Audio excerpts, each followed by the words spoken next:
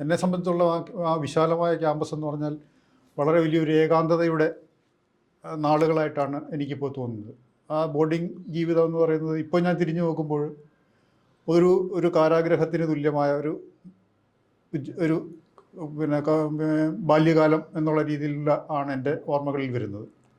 അന്ന് ആ വിശാലമായ ക്യാമ്പസിലൂടെ പല സ്ഥലങ്ങളിലൂടെ ഇങ്ങനെ ഞാൻ ഏകാന്തനായി നടക്കുന്ന ആ ഒരു പഴയ വിദ്യാർത്ഥിയായിട്ടാണ് എനിക്ക് ഓർമ്മ വരുന്നത്. പിന്നെ പിന്നെ വായനയുടെയും ചിന്തയുടെ ഒരു പ്രത്യേക പിന്നെ രീതിയിലുള്ള വ്യതിയാനങ്ങളുടെയും ഒക്കെ ഒരു തുടക്കം ആ കാലഘട്ടമായിരുന്നു. വായനയ്ക്കുള്ള പുസ്തകങ്ങളൊക്കെ വളരെ കുറവായിരുന്നു.